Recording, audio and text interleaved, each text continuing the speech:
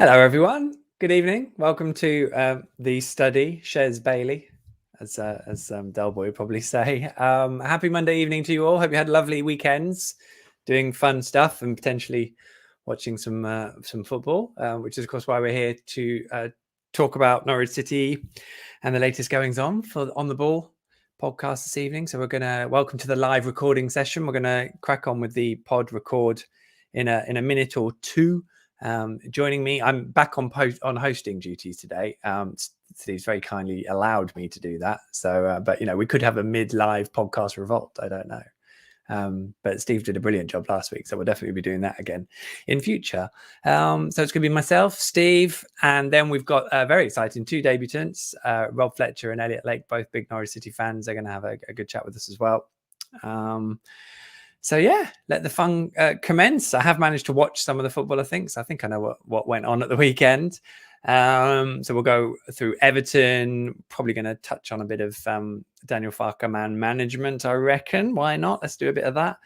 Obviously, for those of you who will hang on to the end or are here really early, when we come to wit's end, then we're going to keep collecting star sign puns.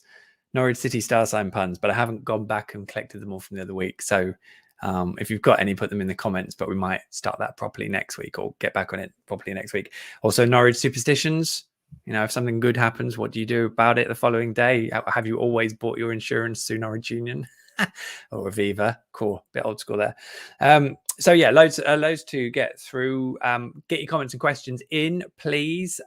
We'll try to pick one or two out. And when I say we, I really mean Steve, and use them during the live record. We'll see how we do with that. But don't worry if we don't get fully engaged with them, because we're trying to produce a podcast at the same time. I will be hopefully bringing back the green room, which is my live video Q&A. That will be over the next international break, which is after Burnley, which kind of caught me out this morning. So there we go. Right. That is a good 2 minutes of waffle, but I reckon we're ready to go and ready to crack on. Or what I do just like doing is I'll just show you that we have definitely got them all there. There they are. See, all ready. Elliot's come in his Norwich shirt. That's the current Norwich shirt as well, isn't it? That's good work. Steve's background looks more and more Tudor with every appearance. So I'm loving that. And you'll notice Rob is so Peckham that he's got a stylized bike in the background and 3 Norwich shirts, which is good, because 2 weeks ago we had Mel on and she had a load of Arsenal shirts behind her, which was rather unfortunate, but it was wonderful to have Mel on, and we'll be doing that again very soon. So I'm going to say goodbye to those guys, although they're not going anywhere. And I reckon we crack on with this week's podcast. How very exciting. Clear my throat. I've just had a Byron burger cheat. So that was very exciting, but it has left me with a frog in my throat. So I reckon if you're ready, yeah, ready? Good. Then I'm ready. So in that case, let's crack on with a bit of this. Enjoy the podcast. That's not the right video. Enjoy the podcast.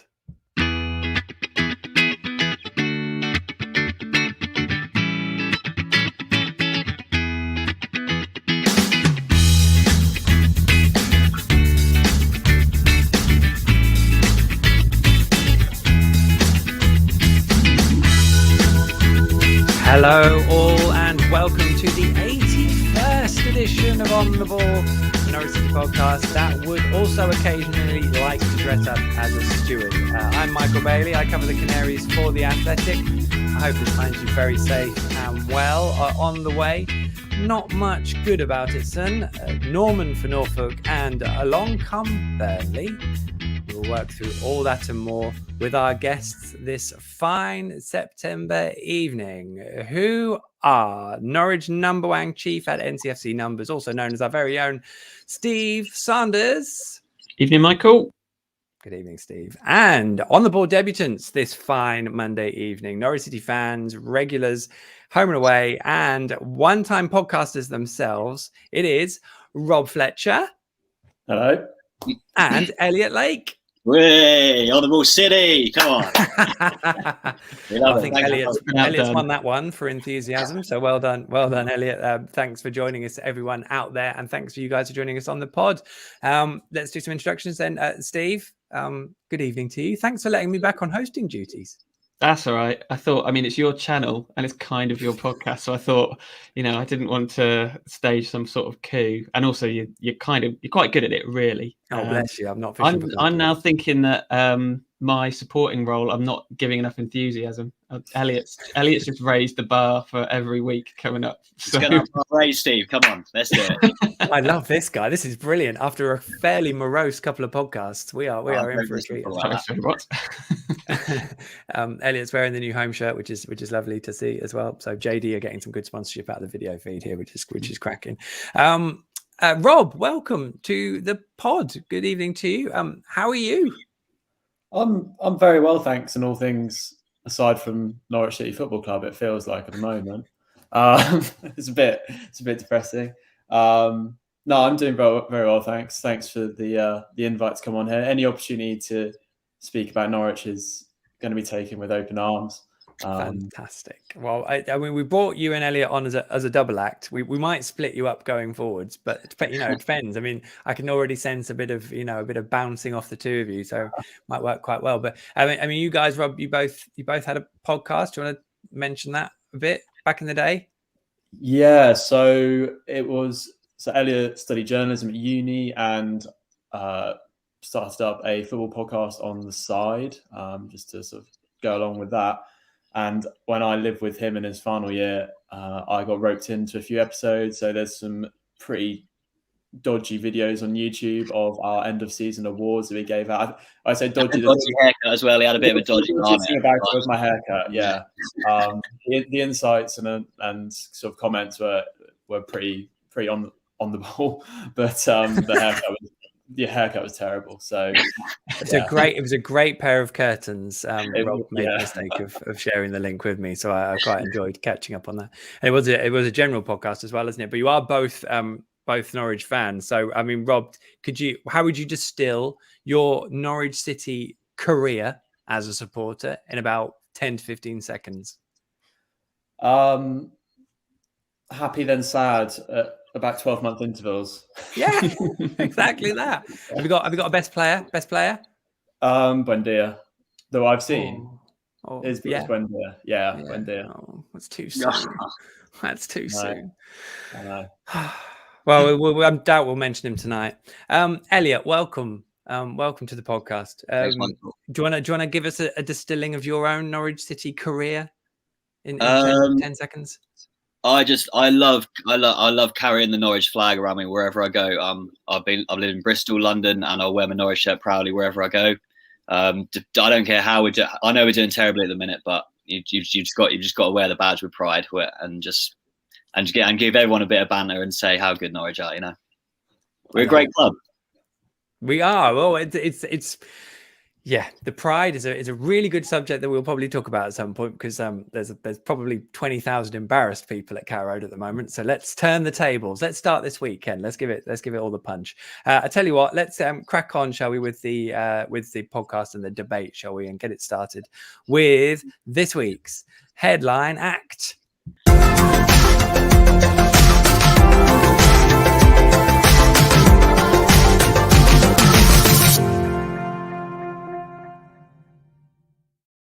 I remember now, Steve. That was the really loud one. I'm going to turn that sting down for next week. It was a Saturday for going round in circles, people saying nice things with some lovely moments. And that was just me at my wedding, or not my wedding, a wedding, riding on an antique carousel, by the way. Absolutely lovely. Bressingham Steam Museum. What a weekend it was. First Norwich City match I've missed since Chelsea away in June 2020, which kind of made it a slightly strange experience for me, as I kind of watched the game back through the sort of goal highlights and then the slightly bigger package of highlights and then the proper hour-long thing that I almost fell asleep to last night. But I feel like I've caught up with the game. I feel like I can probably understand what it would have been like to go through, and I probably do have a new appreciation for the fact that it is easier watching a game once you know the result, most definitely, and you can be far more analytical about it. But when you reflect on it, Steve, when you reflect on Saturday, how do you view it?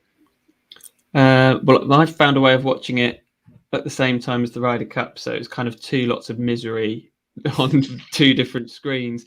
But to be honest, I mean, the lads have started the podcast off in a fairly positive way. So I feel like let's try and drag some positives out of Saturday. Yes. I think the system worked. I think three at the back could be an answer, possibly. I'm not saying it's gonna get us wins, but I did feel like we felt more solid. I don't know if that was because of the opposition we were up against, and it was only it was a penalty decision, a slightly debatable penalty decision, which kind of, I suppose, knocked us back. And I mean, I thought Norman looked the part as well, more so than he did against Watford, in my opinion. I don't know if he's that screening midfielder that we need, but he does look to have some quality about him. That's pretty much all I've got. But I certainly think that going forward, and I think, you know, obviously we'll talk about the Burnley game a little bit later as well. But that there's a clear blueprint for how we need to play for that game. And my God, do we need a blueprint, and do we need to do well in that game? Because that now is starting to feel massive. We didn't really carry much of a goal threat, but I always felt after the Watford game there was so much that needed fixing, that the first thing we needed to do was at least make ourselves look a bit more solid. And hey, we conceded 2 goals, but I did feel there was a slight improvement there. We look more solid. Yeah, there is a piece on the attacking intent, which might be worth a reading on the Athletic in the morning, which is Tuesday morning. So you may already be at that point in your life. So have a look over at the Athletic. Not that I'm wanting to list off the issues Norwich have, having written about the defence last week and now going, oh yeah, now you've got to actually score some goals as well. But I mean, when you looked at it, Rob, it felt probably like a familiar set of failings, but the goals were curious, weren't they? I mean, Everton didn't create huge amounts. Simon Hughes went in my place on Saturday, did a cracking job and wrote a nice piece as well for the Athletic. And I think he tweeted the fact that Everton were there for the taking, which is potentially one of the difficult bits in terms of the context of how well Norwich played, because it looked to me like that was as well as Norwich have kind of done probably this season in terms of an overall performance. But the goals, I don't know, how did you view them? Certainly the second one felt pretty annoying. The second one was annoying. And I think on the penalty, we are still finding like the system, what works best. So Steve said 3 at the back as a system tends to work well, but that just means that we have less room for some errors, which Kabak made. It was a silly challenge. There was no need for it. And it's not encouraging for the rest of the season. If we are still trying to find our feet and how we're going to play, we need to do whatever we're playing. We need to do it perfectly and not give away cheap fouls like that. So that was frustrating, because I think Steve was right. It did feel slightly more solid. I think when you look at the players that we're playing against, I've really liked Decore as a player. Alan's really good as well, and obviously Benitez is the manager. So, we were up against some quality, and we did play well. We were fairly solid in the midfield, generally at the defense. I would say at the expense of all our attacking threat, but there were positives. So yeah, I agree. I thought Norman did look a tidy player. I'd like to see him in a game where we're controlling it and see how effective he can be. I think I thought Ozan was a little bit unlucky with the penalty. Elliot, there's a bit.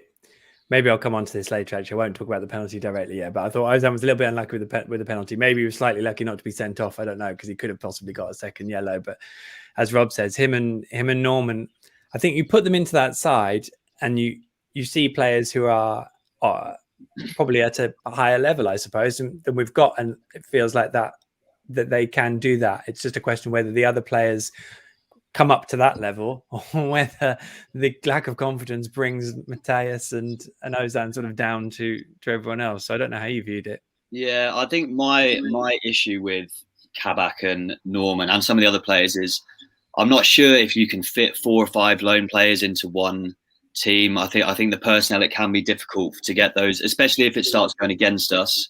Say if we lose the next 2 or 3 games, are those lone players really, they at the end of the season, they're going to be able to go back wherever they are.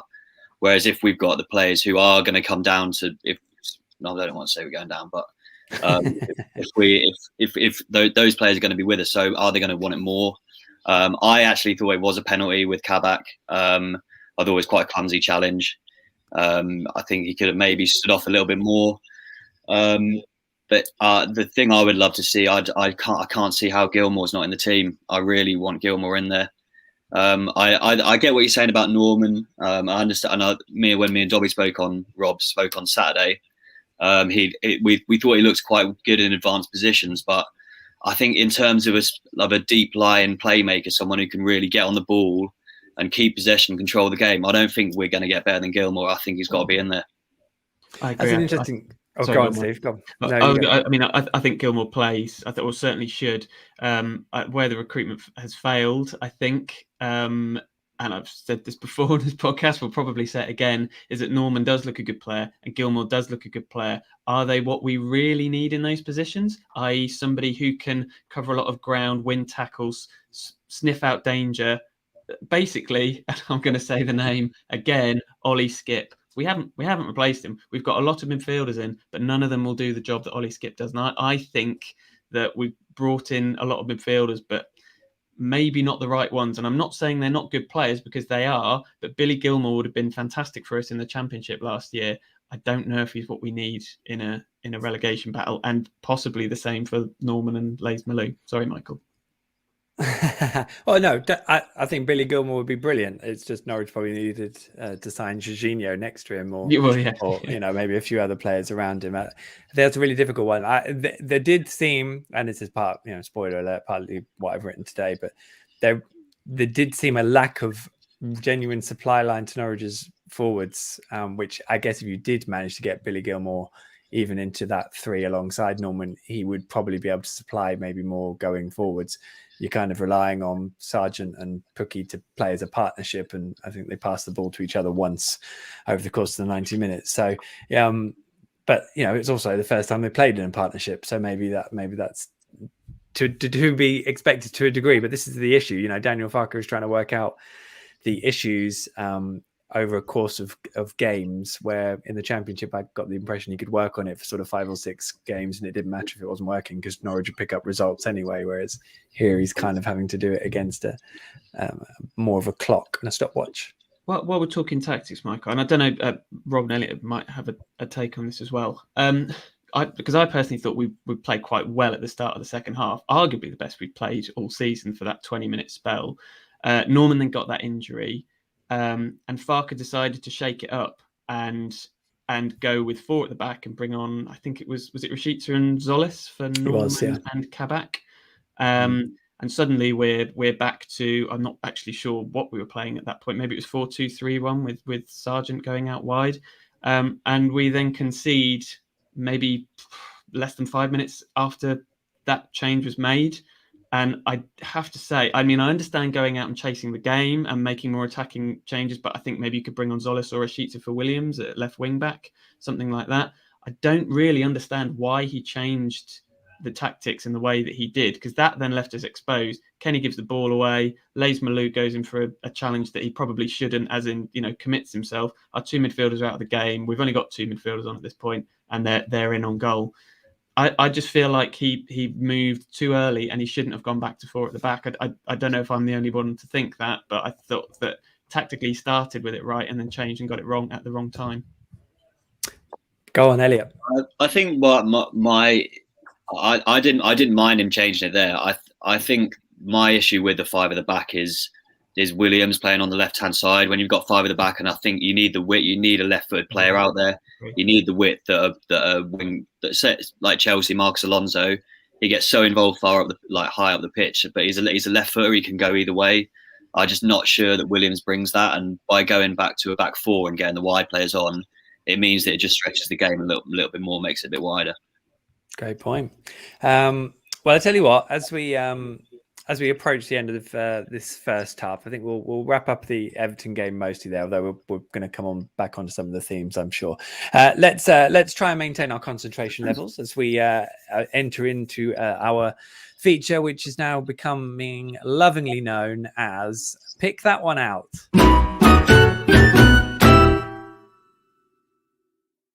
Love that piece of music. Now, this is where the podders each get a window to bring up an issue they're struggling to let go. That can be a passionately held love affair or a proper rant. Happy with either.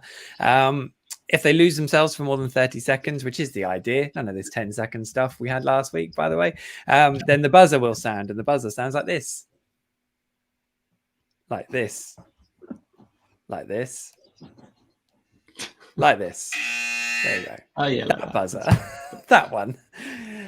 Too many buttons. And that will be time to let go, maybe. Although, as Steve has already admitted, I think on the video at least, I didn't really let it go, did I, last week? No, but I just had to get the rest of my point out. This is why I host. I have no discipline in my making my points. Okay, so I mean, Steve, would you like to go first this week? With the pressure of not making it too short or too long, yes, I would love to go first with your words ringing in my ears. Lovely. You can show Rob and Elliot how it's done. I'm not sure about that, but I'll try. Go for it. Okay, it's a slightly niche point, but I just saw it made on Twitter a few times over the weekend of that wouldn't have been given up the other end, and it just annoys me, like that mentality of little old Norwich, we never get the decisions. I don't think it's true. I think the reason we get decisions given against us generally is because we're not at the right end of the field most of the time, and I think people tend to forget, like the Les Malou one was a fairly debatable VAR shout. And to be honest, it was an annoying decision, but the more I see it, the more I think it actually was a penalty. I do agree with the two lads. That's all I have to say on the matter, luckily. Well said. Well said. Liked it. Right then, Rob, Elliot, who wants to go ahead of the other? I'm happy to go first. Go on, Rob. He's up. Love it. Ready when you are. Cool. So my pet peeve at the moment has been for the last couple of seasons in the Premier League with Norwich is that we're never, bar the last 10 games of the previous season in the Prem, we're never so terrible that I don't want to watch. We are always slightly good enough. We play good enough football that I have a little bit of hope that we will get something from the game. And every time, invariably, we get nothing. And sometimes I just think I'd much rather us be terrible 90 minutes, never get anything and never deserve anything. And now I'm hoping that we deserve something every week. Wow, you've talked that up ahead of Saturday. A treat. Well done. Can't wait for Turf Moor now. Lovely stuff. Elliot, do you want to have a go?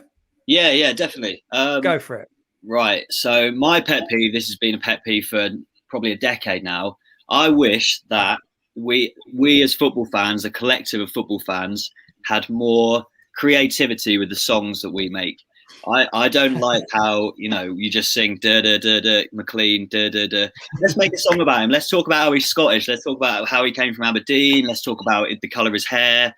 Let's talk, I don't know, anything. Let's talk about anything to do with the man apart from just his surname. How's that? I mean, it was short, but I'll let you have it. I mean, hang on. Hey, well, yeah. You prompted me to say you must have an example here of a song that you could sing that hasn't been out there. Probably shaking his head. I can't do it. I've seen a few seasons ago, but not for any of the current players. So, have you ever tried to get any started, Elliot, like in the stands or anything? Yeah, but the only one that knows the words is Dobby, and he sits in another stand, so he can't quite hear me. Well, I mean, this would reach more Norwich fans right now if you did sort of share it. My best one is Stephen, but he's gone. It doesn't matter. I'll allow it. What do you think, Dobby? Yeah, go for it. Yeah, yes. I can't remember the words, so it's going to be just you. Oh, you're backing out now. That's amazing, by the way. Great, well played, Rob. All right, ready? Yes. His name is Marco Stiepermann, the left foot of a magician. Signed for City on an undisclosed fee. Marco, his name is Marco Stiepermann. Made Ipswich look pedestrian. He plays behind the great Timu Pukki. Oh my goodness me! Yeah, I mean, Norwich. Let's get it going. The whole Canary Nation is now applauding. I mean, I'm literally heading straight to Paderborn, and I'm going to sing it to him. That's Can you change the words and put some long COVID in there. I don't know. Potentially, maybe not. Let's cut our losses. Take it where we were. I think Elliot, you've just become the On the Ball's official song laureate. Thank So I think that I'm definitely turning to you now whenever a player needs a song. Which I mean, we've got about 23 of them at the moment. So get writing. On Obama Deli, he's the next one. Yeah, he is. Now He's got a great name for it. Yeah, they were chanting an Omar Bamidele song at Arsenal, and I can't remember what it was. I can't remember. Yeah, I did hear it a little bit at the cup game, but I can't remember. I couldn't remember the tune. It's got to have details about him, though, right? It's got to be about him being young and Irish and playing at centre back. Exactly. So Elliot's standards are pretty high, I think. So they should be. Isn't everyone grateful for the Emi Buendia song? Yes. What's that? That's the way to do it. So good Villa nicked it. So as well as the man himself, but let's not get too depressed about that either. Oh well done. That was a roaring success. I think we can definitely say that. What was I going to bring up? I think I was just going to bring my realization. I'm not going to time myself, by the way. I'm just going to keep it nice and short. My realization at the weekend is that VAR is never going to be any kind of help in terms of consistency, because literally Alan, as he goes down, is dragging his back leg. He's dragging on the floor before he gets kicked. That was the reason that Dermot Gallagher gave for it being the right decision that Cristiano Ronaldo didn't concede it, or the penalty against him wasn't given at West Ham, because he was looking for contact because he was dragging his leg. So this was exactly the same situation. Yet everyone's gone, well, yeah, it's penalty. So Norwich is so much the cannon fodder at the moment that even the pundits just can't be bothered to look for the same thing they were looking for the week before. So that was annoying. And also then Manchester United, Aston Villa's goal at United, which I don't know how a player can be literally touching the goalkeeper in an offside position and not be interfering, when you could just be standing in front of him and be what does that even mean? Have you turned the corner on VAR then, Michael? Are you saying it doesn't work because I'm hoping that if someone does something absolutely ridiculously stupid, then I'd rather have a system of technology that means that the referee can see it, rather than me being able to see it 5 seconds after the incident in the press box and no one being able to do anything about it. I cannot. That's just like dumb. But I am maybe accepting that across the course of the season, we are just going to get all sorts of manner of decisions that will always come down to the humans. It was like the worst 2 minutes ever, like watching Kabak's foot go into Alan's knee like 50 times. The number of times they show that again and again. And the more you see it, the more you think, God, it's getting worse. They're going to give this, aren't they? Yeah. You just knew that it was happening. Like the first time I saw it, I thought, nah, he's already going down. And then by like replay number 27, I was like, there's no way that this is not going to be given as a penalty. I mean, definitely a great overturning of a clear and obvious error from the referee giving a goal kick. I think we can definitely all agree with that. But I don't know. So I only watched the package of highlights, but to me, it seemed like Kenny McLean took that second free kick where he literally just punted it over everyone's head. It was such a good position, and I think someone just went, like the commentator went, well, that was awful. And then I think they made the subs, and then in the package, it was literally another 20 seconds and Kenny McLean had given the ball away in midfield. So was that in real time how it all happened? Maybe not 20 seconds. I don't think it was that close. They were fairly close together, weren't they? But I was just a bit worried it was all in his head. Someone in that editing suite didn't like him. I think they did stitch him up a bit with that. It was like there was no need to show that free kick, really, was there, that went into the stands. I don't know why we saw that again. Oh, Kenny. No, I know why they showed it, because Daniel Farke went absolutely livid in the dugout, and so they had to show why he was livid, to show him livid, because that was quite amusing. Bless him. Well, I think we've mopped that all up. I've spoken too much again, as always. So in that case, we'll call that halftime, which it means it's time for our halftime sting.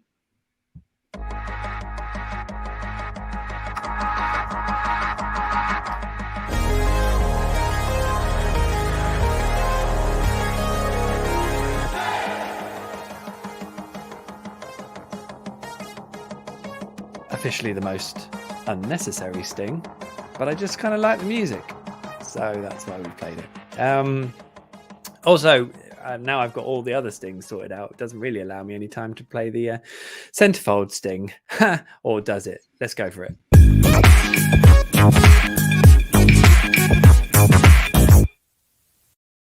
I mean, anyone would think the football's been so bad that I now need to just play loads of musical clips to amuse myself. But that wouldn't be true, and that would be very harsh. So this is Centerfold.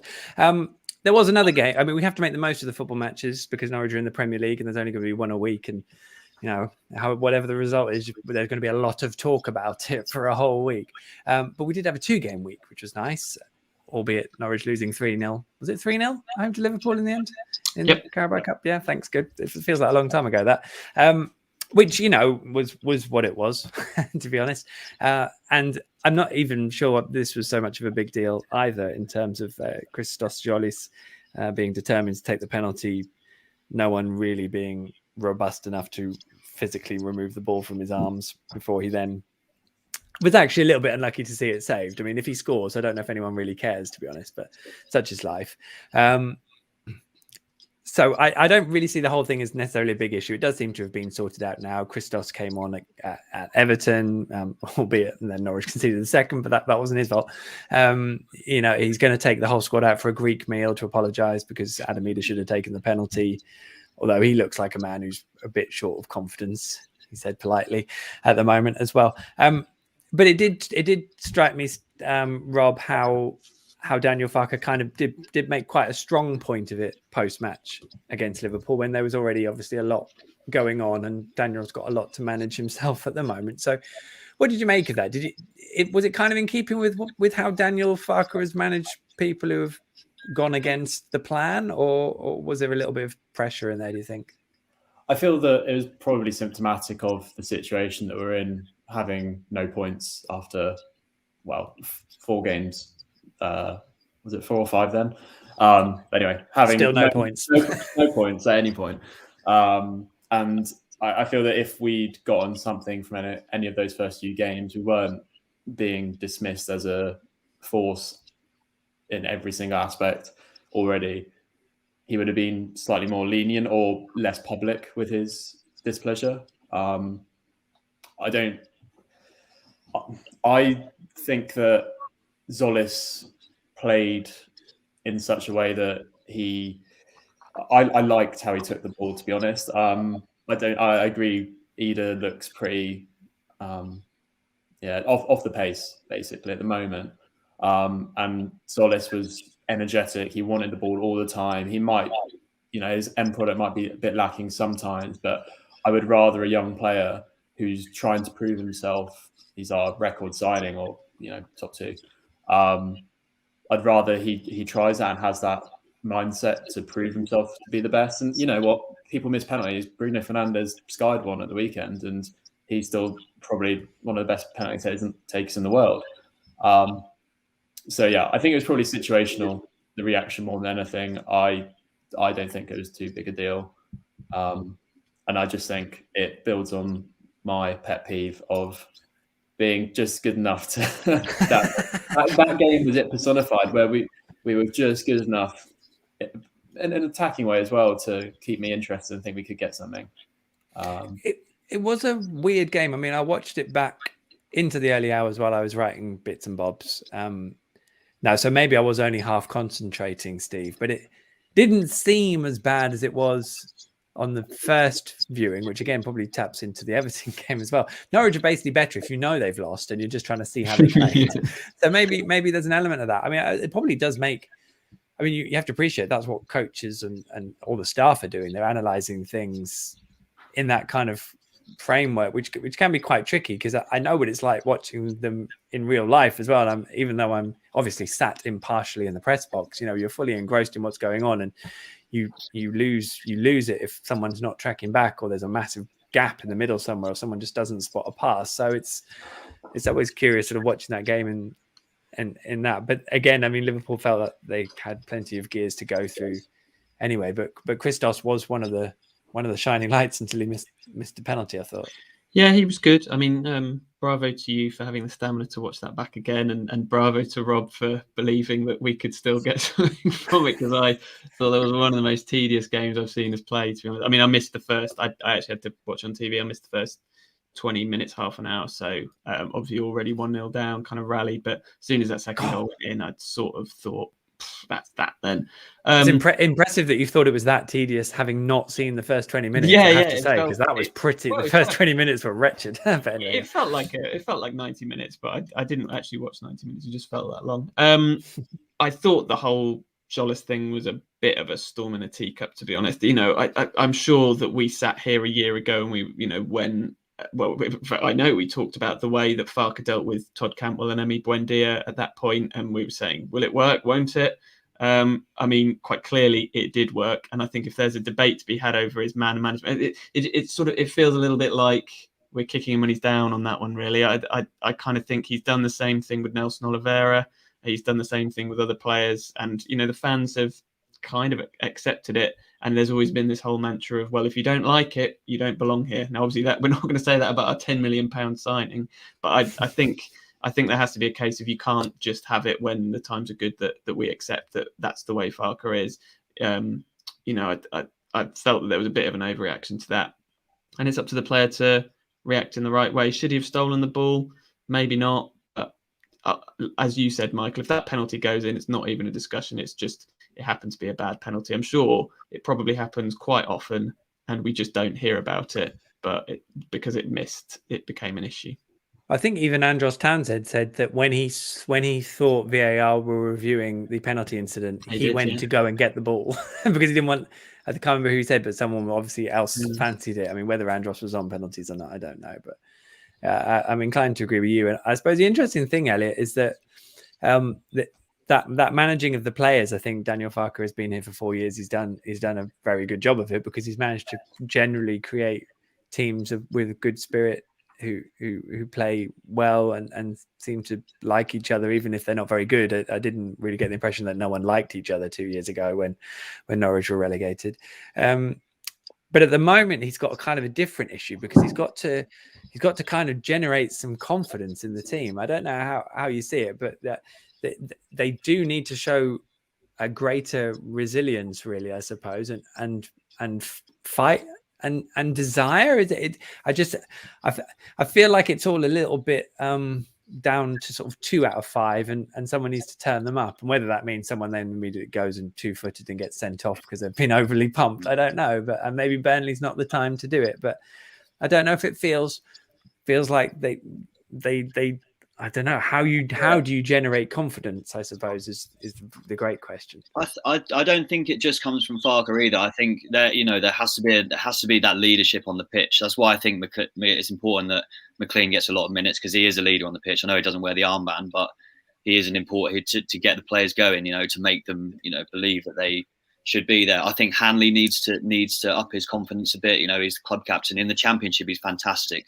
Brilliant leader, but in the Premier League, I think that I just feel like even the last time we were in the Premier League, the first game we went to Anfield, I immediately thought Hanley he just didn't fill me with confidence that he believed he was supposed to be there. Players like Gibson, these lads need to become leaders if that confidence is going to be instilled in the younger players. Even Max Aarons now, he's played well over 100 professional games. I think he should be taking responsibility and trying to get the players going.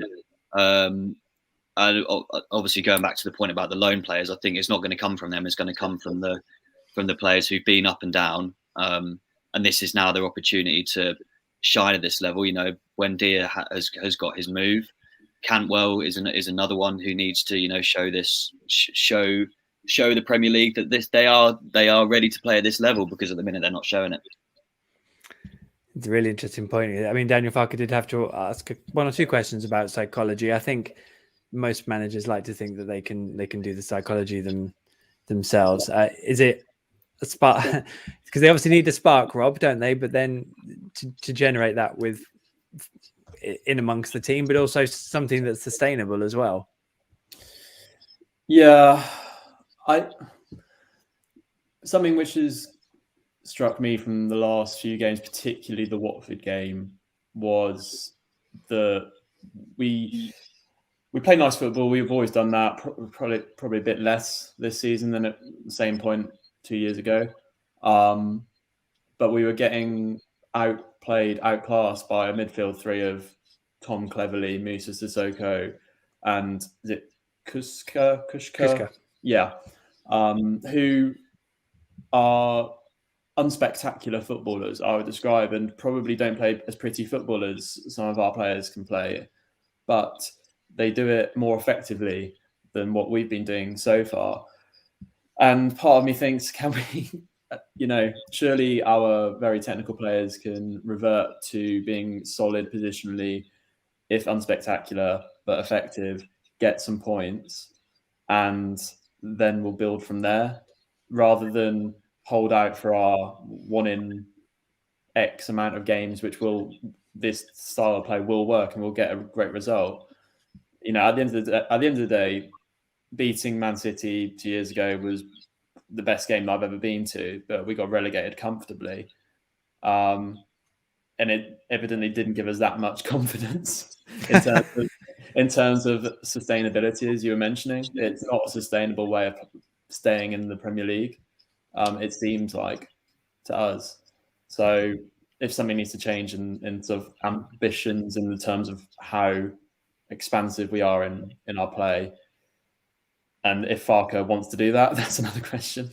But I guess the question is, it feels like the elephant in the room. Can Farke do that? Can we be that team under Daniel Farke? I mean, to me, it's so frustrating. And it's so frustrating every single time we go up, watching the teams that go up with us seemingly outperform us when we've been better than them in the Championship. And I look at Brentford this year and it looks like they were made for the Premier League. And I think, well, how can that possibly be, given that we finished so far clear of them last year?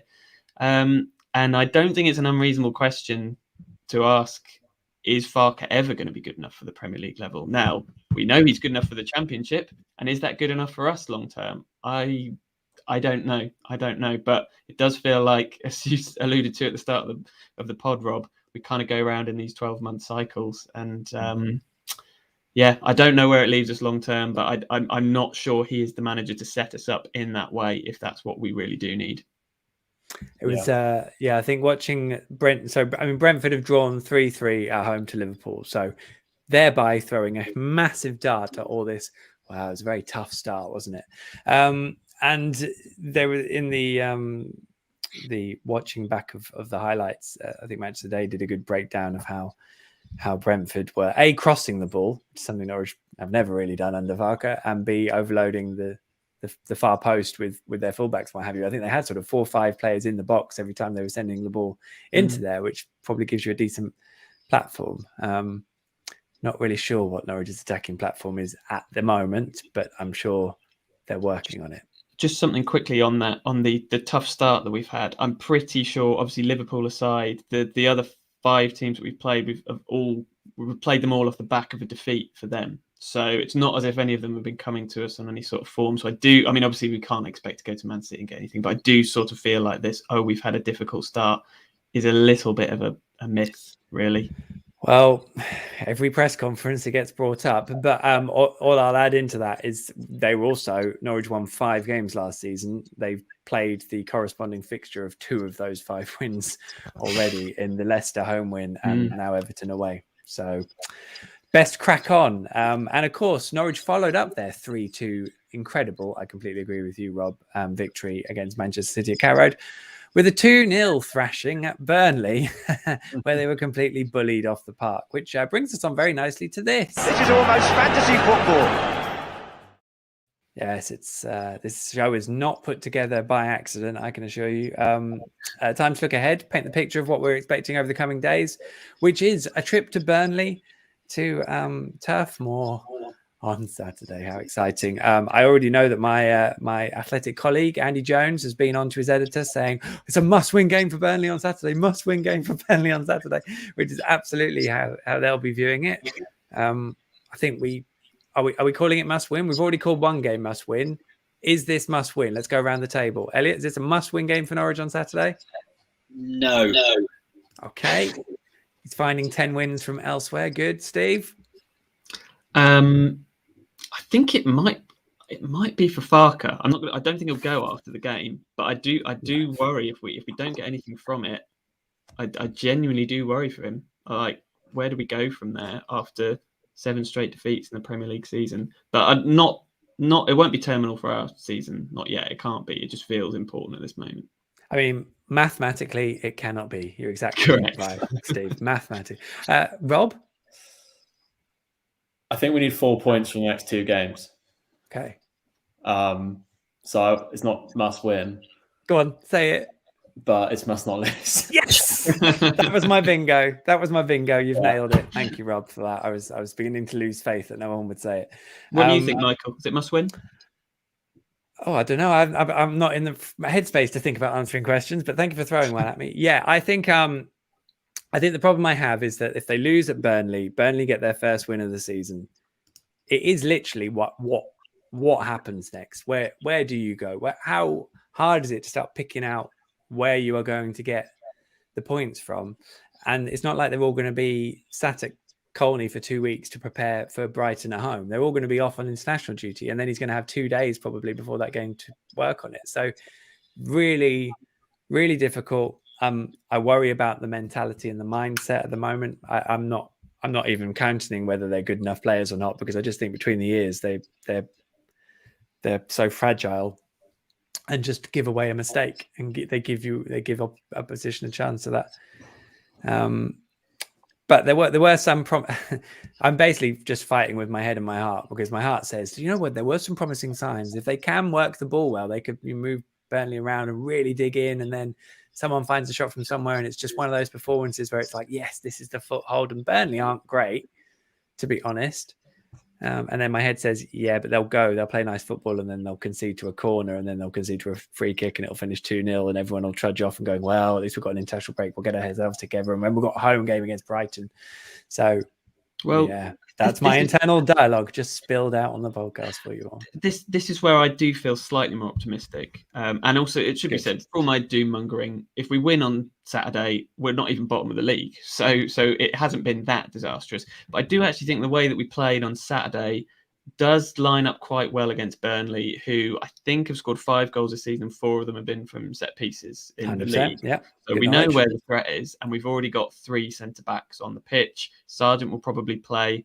I mean, we're not great at defending set pieces, but I do think we may have the personnel there now in order to do that. And we may have, I would be amazed if we change from 3 at the back. I feel like that is made for that game. And we don't necessarily need to carry a massive attacking threat, but we just need to take the chances that, you know, if any chances come our way, we need to take them.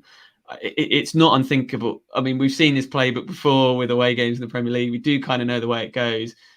I wouldn't be amazed if we get something from there. We could even win, but I don't know what makes me think that beyond blind optimism. We could even win a game of football. That's what I love. Well, I did get asked the question, what would be my 11 for the game on Saturday? We don't normally have this chat, but I thought I'd rattle through it. So I don't know if you guys want to pick your 11s, but I would stick with the same. I have changed it actually. I've gone with a 5-2-3 formation, because obviously I'm a deep football tactician, so I know exactly what the strengths and weaknesses are of that, but I'm going for it anyway. I've got Tim Krul in goal. You'll all be delighted to know. I've then got a 5 of Aarons, Kabak, Hanley, Gibson, Williams. I'm only sticking Williams in because I just worry if it was Giannoulis, he'd just get elbowed in the chest, and then that would be that by some towering any Burnley player, really could be anyone. And then Norman and Pierre holding, with a 3 of Sargent, Pukki, and Rashica, with Jolis, literally warming up after 5 minutes to make sure Milot knows he can't just sort of piddle around all afternoon. So there you go. Who wants to go on, Elliot? Do you want to throw in an 11? Yeah, I think 5 at the back would be good. I'd put in Omar Bamadeli for Kabak. Ooh. I just think he's looked clumsy. The 2 games I've seen him play. Is that because you've got a chant ready to go? It definitely is. I think he's going to be quality going forward. I think he's going to be great. I'd like to see him in. Left wing back, I get Giannoulis in for Williams. I think. I quite like your 5-2-3 actually, Michael, with the 2 holding. I'd put Gilmore in there, definitely. Gilmore and Norman probably. And I thought Sargent played when he played in the first half against Watford, when he played on the right hand side. I thought he looked very good, actually. I thought he had some decent touches, turned on the ball quite well. And I don't mind that wide player playing especially with a wing back, don't mind that wide player playing a little bit further inside, closer to Pookie for a bit of link-up play. I think that could work quite well. But then obviously you've got the either Solis or Rasita. I'd probably go Solis, throw him in. He's going to be worth 100 million in a few years, so get him in early. I love that. Build him up. I mean, I'm assuming that Burnley don't really bother with their midfield, so that's why I'm not playing one, to be honest. Rob, I'll come to you last, Steve. You can have that. You can then give us the proper answer. Very, very similar. I'm on the fence between Giannoulis and Williams. I don't think Williams has been great in general. I thought he played well against Arsenal for 60 minutes or so, 60, 70 minutes. But against Watford, I thought he was pretty suspect. But I'm also thinking I would kind of want his tenacity against the sort of Burnley wingers or whoever they have on that side of the pitch. So yeah, kind of a toss-up between them. I really think Sargent against Burnley will be a vital sort of cog, purely because I love his physicality. I thought, yeah, he was brilliant against Burnley. I would also go for Zolis as well. Sorry, not against Watford. I would also go for Zolis. One thing that Rasika has not been for me is I think he'll get bullied, basically. He seems quite slight, and I don't think we can afford to have that against some of the Burnley defenders. I think Zolis will put himself about a bit more, hopefully get them a bit, on their toes, or keep them on their toes, a bit riled up. He seems like he's got that about him, and I think he'll be keen to prove himself again after midweek. Good. I like that logic. Well, I wouldn't necessarily argue with you there. How about then, Steve? What do you think? Yeah, kind of a mixture of what the guys have said. To be honest, I think I'd throw Demi in for Brandon Williams. I thought Williams had a really shocking first 45. Actually, it got better, but he really didn't play well on Saturday. I do get the point about him being bigger and stronger, but I also think Elliot's absolutely spot on in terms of our attacking threat. I think Demi being left-footed, and I reckon he'd be good actually at wing back. So I'd throw him in. I love Kenny, but I just think he needs to come out. I think he'll get another chance this season, but he's just making mistakes. So I'd put Gilmore in for Kenny, but I'd keep the system the same. I think that there's been a lot of talk in the comments about players, about Cantwell and Dowell and why they're being underused. I don't think it's the game for them on Saturday, but I think if we lose again on Saturday, then we'll see one or maybe even both of them against Brighton. But I wouldn't change it a great deal. I did see signs that of the way we played against Everton that we could match up. Well, it's the only way we can play against Burnley. So I think we sort of have to go with the bigger, stronger players. He says throwing Gilmore in. There's some I know. Loves a tackle though. Loves a tackle. Yeah, I mean it's fair to say Todd has been missing the last 2 games with family issues, so he hasn't been available, which is why we haven't seen him. It would be nice to think that might be different come this weekend, but I genuinely don't know the answer to that. And Dowell, yeah, I don't know about that. That's clearly a selection issue. It felt like he didn't quite do enough maybe against Arsenal. I thought Jolis was good against Arsenal, and Dowell did 1 or 2 nice things, but that was a bit of an opportunity for him. And I'm sure he'll be gutted that he didn't come on or didn't get to feature against Everton for sure. So just a couple of quick messages if I can. Andy Wilcox says, we can't defend set pieces, fellas. Chris Wood will be licking his lips. Which he has an excellent record against us as well. I'm sure there's nothing that people don't know, but he always scores against Norwich, whether for Burnley, Leeds, I think maybe Leicester as well. So yeah, flooding back, Steve. Al Des says this time Pookie rests Rashica Sargent duo on a 3-5-2. Give it a try. Maybe they're Daniel Farke's last words in the dressing room before he sends them out. I mean, those two have, of course, played together at Werder Bremen. So what's the worst that could happen? Hey, who knows? I don't hate that. When they were at Bremen. When they were at Bremen. What's that? What happened when they were there? They fought hard. Yeah, they fought valiantly. I think that's pretty much it. Well, I think now we've ascertained that Norwich can't afford to lose on Saturday. We know what they're going to play.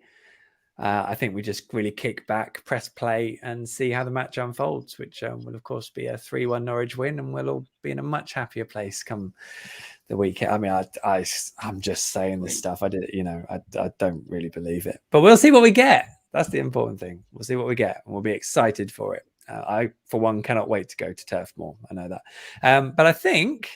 That is it for the 81st edition of On the Ball, the Norwich City podcast that will take Sean Dyche coat for Saturday. If you're not yet to do so, make sure you subscribe via your podcast player of choice. The pod is available free for everyone on your usual podcast player. And we are now streaming the recording, as you know, if you're watching, live in video on my social media channels. So just search Michael Bailey, The Athletic, Norwich City, and your preferred social media platform. And all being well, it will show up. Ratings and reviews wherever prompted are always hugely appreciated. And if you want to get in touch with any questions or topic proposals, sling me a direct message on Twitter at Michael J. Bailey is the handle.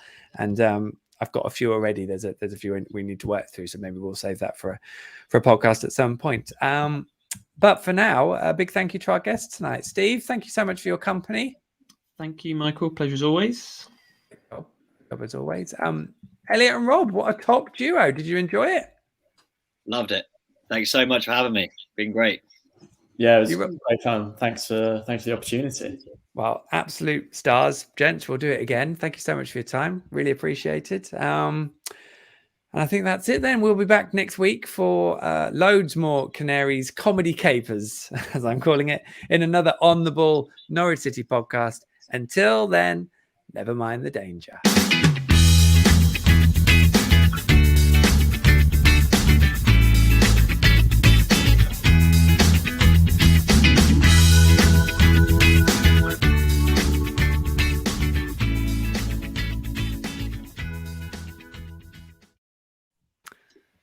And we're clear. How about that? Steve, Rob, Elliot, all you Twitterkers out there, welcome.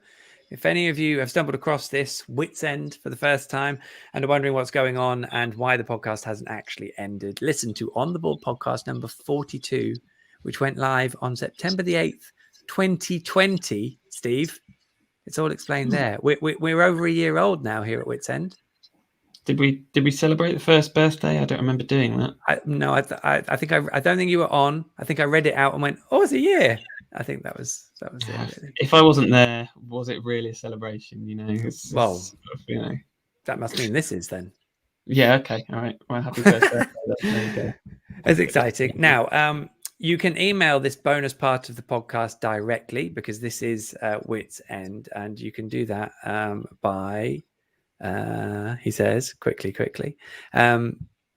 emailing us at Twitterkers, which is Twitter, KERS, at iCloud.com, Twitterkers at iCloud.com, or use the hashtag Twitterkers on Twitter. Just don't explain what it refers to because this is a secret club for only those who discover it, of course. And you can also visit the Twitterkers website, which is twitterkers.co.uk, which Charlie out there in the big wide world, although also in Norwich, I think, has lovingly put together a special new version for 2021-22.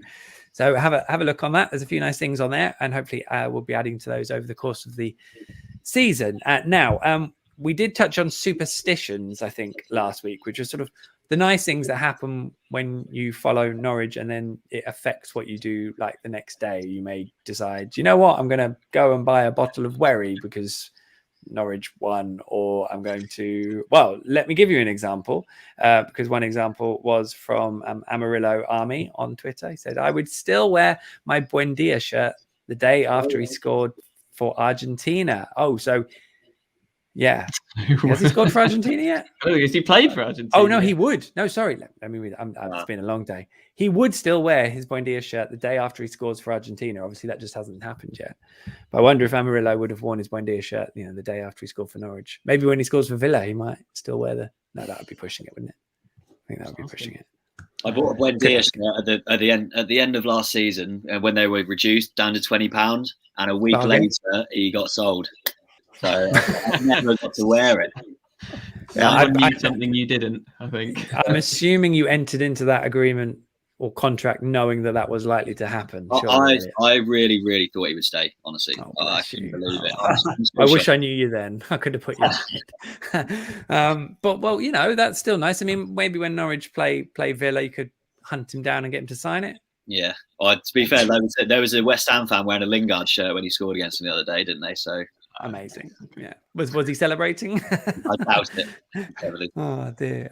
This is a good one where shirts. I mean, we might have done this one before. I can't remember, but where shirts go bad or go wrong. Because I had a terrible run when I was in the Barclay. I had Phil Ryan on the back of my shirt. He broke his leg. I had Craig Bellamy on the back of my shirt. He got done in pre-season, so he missed the whole season. Then got sold as soon as he basically came back to Coventry. I literally stopped Alex Notman. I didn't, fortunately, bless Alex. I didn't have his name on the back of my shirt. I think as soon as I put Neil Adams on the back of my shirt once he missed a penalty.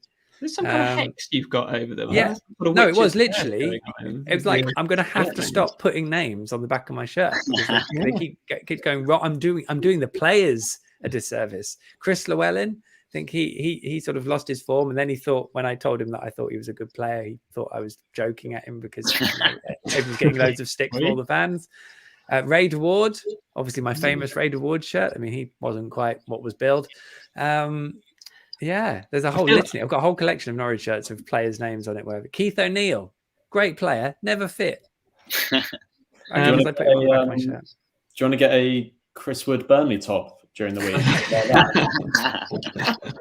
That is a good idea. Yeah, or if there's any like high earners who we just need to shift, perhaps you could pick that name and they'll just get lost. I feel like Elliot must be a shirt name guy as a proud Norwich City shirt wearer. You must have had some names on the back of your shirts. Yeah, it's something I've only started in the last couple of years, but I'm going to be similar to Mike. I'm just going to get a different player every year, just change it up a bit and get. But I like getting players that no one else is going to have.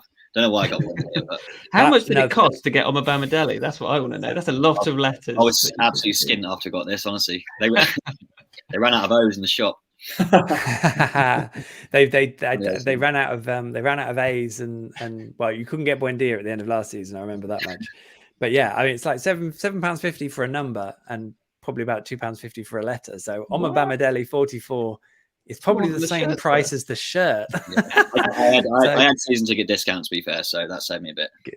That saved you a couple of quid. Good. Yeah. I mean, I'm now sorry if I'm a bit distracted. I'm now having a horror. So two other ones on my shirt, Odyssey. When I went to scout Ricky Van Wolfswinkel when he was at Lisbon, ahead of his move, I obviously came back with a Ricky shirt, the Ricky Sporting shirt. So maybe I played a part in that. I don't know, but lots of people had Ricky shirts, didn't they? So it's all their fault, really, everyone's fault, and even the club. Everyone was at fault for that one.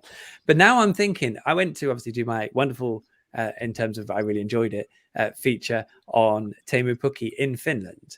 And when I was at the Finnish FA, I was like, well, I'm going to have to buy a Pukki Finland shirt. So I got that number 10 Pukki on the back. But they sold out or something, so they couldn't deliver it. And I'm now wondering when they delivered it, because if they delivered it like mid-September of 2020, like Teemu's record, I don't know. We did have last season. Maybe I'm overthinking it now. Was that the start of his drought? I just don't want to have ruined his career as well. I don't think I've ruined his career. Rob, how are you for shirts? You've got 3 shirts in the background, but have they got any names on the back? No, well, funny, they don't have any names on the back. They've got all the season ticket holders' names on. Yes, that's that one, isn't it? Are we all on there? Have you looked for your name on the centenary shirt? I found you and your dad. Yeah, I've found. Yeah, I've seen. Do you know where you are? Like whereabouts? Is it not like on the bottom at the back or something? No, I think I'm on. Actually, I can't. I wouldn't like to guess. I think I'm on the front left, sort of like down here. Like I wouldn't like to guess, but I think I'm exactly round about here. I've drawn a big circle on it on my right hand. I think I'm on the blue one somewhere. I don't think I'm on the other one. But is that's the centenary one? Is that right? The white and blue one? Am I right? Yeah. That's the blue one's the centenary one. The yellow one is 2007-8, and then the red one's also centenary. Nice. I wonder how many Norwich City fans listening to this podcast know that Norwich's first kit was blue and white. I wonder. Maybe all of them. Yeah. What else we could say? Oh, there was one more picture I had in terms of Callum, who's obviously a long-term listener, friend of the show, Twitterker. He tweeted a picture of a hot air balloon and made the rather funny joke that it was Liverpool arriving for their Carabao Cup game via balloon. But I guess they probably floated away after the ease of their win. So, I don't know. At this point, I think next week I will bring in the full list of Norwich City star sign puns because I'm really keen to take this on. I don't know why. I don't think anyone else is. But I feel like we've exhausted all the bad ones. If there's any good ones out there, then bravo, because I can't think of any. I've gone. Someone sent me one, and it was a Mario Vrancic, I think, but Virgo. No, I can't think of what it was. So it was Virgo and Marriage. Yeah, who sent me that? You seen it? Was that last week? I've seen it. Yeah. As I said, obscure player, obscure link. I mean, that was right. So, Virgo and Marriage. Hey, Headwriter's Dream though. You could love and marriage. There was all sorts of stuff you could do with that. Marriage ends in divorce. I don't know. It's also lots sorts of. And he came from Barcelona B, but you know. Barcelona B is basically today's Barcelona, isn't it? So it's fine. Elliot, I think Elliot's got a possible suggestion. Josh Sagittarius. No. Oh, yes. No, that's beautiful. Hey, brilliant. If you've heard what's come before, Elliot, that's a good one. Is that better than Gemini Goss? That's the question. I think it's not far off, is it? It's pretty close. People decide. Dave in the comments has said Leon Mackenzie. Yeah, that was one of last week's, and we may have had it. We have had it, but if you've come up with that originally, that's also fine. And Wesley-on Julian Han. Wesley-o Julio Han. Okay. How many can you get in one name? Yeah, but I feel like we're repeating ourselves now. Yeah, just sorry. Can I just because people may have noticed that, and we still haven't got to the bottom of this, that Elliot was calling Rob Dobby. Dobby. So I mean, There's got to be a story here. I don't think Rob looks like a house elf. So kind of you. I think basically at one time I must have done because I've been called it since I was 6 years old, year 2, and it kind of coincided when Harry Potter and the Chamber of Secrets came out on film, which is when Dobby made his first appearance. And I don't know. It stuck. I have no idea why. If I had a pound for every time someone in my life asked me why you called Dobby, I'd be a rich man. What you told me is that Dobby the house elf was cool, and year 2 Rob Fletcher was cool also, and people put 2 and 2 together and called you Dobby. Yeah, it's either that or you had massive ears and wore a pillowcase to school. I was definitely going for the pillowcase. I must admit, I was waiting for that one to come out. There'd have been a picture somewhere, I figured. But what a pleasure. Well, it's last up then, I suppose. Kenny other business? Kenny other business? Anyone? I would just say, can't wait for extra hoping for a good result at the weekend because an international break is so long. And to go in having lost every single game would have been horrible. Or you've got to think like a few years ago, Palace lost their first 7 games and they stayed up, didn't they? So yeah, that's why it's not must win. You know, they still stayed up. Maybe must not lose. Maybe must not lose. Yeah, but I think we'll win. I honestly think we'll do it this weekend. We'll turn it around. I'm good. I think 2-0. Get Roy Hodgson in. That's what we need. Wow. Get Roy on the blower. I wouldn't mind that. It reminded me that I did the Friday afternoon spaces that I do with Hodgie on Twitter, which was fun. And I ended up going off on a bit of a rant about how actually right now, forget all this, we're all feeling a bit sorry for ourselves, and almost what Daniel Farke came up with before the Watford game, because let's be honest, he probably didn't really pitch it very well. But actually at this point, this is such a phenomenal challenge waiting for Norwich City. Like if they can get their heads around what is awaiting them and just get over themselves and find the real deep inner belief and work on a way of building into a game and not giving away stupid bits and bobs and whatever. Yeah, to turn it around from here, what an achievement that would be. It would for Daniel Farke, it would top everything he's done so far. For this group of players, you'd be like, wow, fair play. There's so much potential to create something so special this season from the absolute pits of depths of hell. It would be absolutely wonderful. And I say that as someone who literally, what's that? What an atmosphere in Carrow Road that would be as well if we were to turn it around. That would be exactly. amazing. And I say that as someone who literally can't see where the next point's coming. So, you know, it's like, what more can we do? That was like a great battle cry, and then you said, "I can't see where the next point's coming from." You sort of, you know, prick the balloon there. I was with you all the way up until that moment. I was ready to go into battle over the trench with you, Michael. I loved it.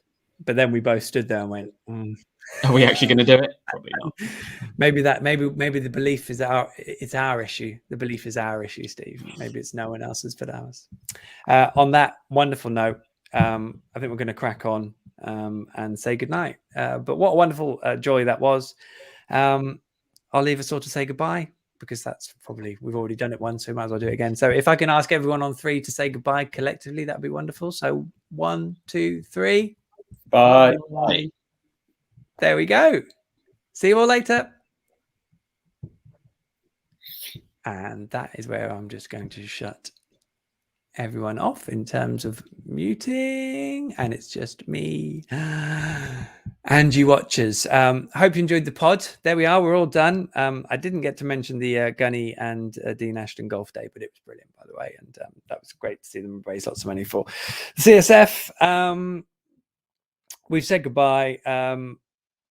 I haven't signed off properly. I've just realized, but it doesn't matter. We'll everyone knows how we finish these pods. Thank you so much for watching. Hope you enjoyed it. I thought the guys were brilliant. So that was a cracking pod. We will do one after Burnley next week. When, please God, let us talk about something that isn't a defeat. That would be nice. And no, I've already forgotten about the Bournemouth game. Keep an eye on the Athletic. There'll be some stuff going up.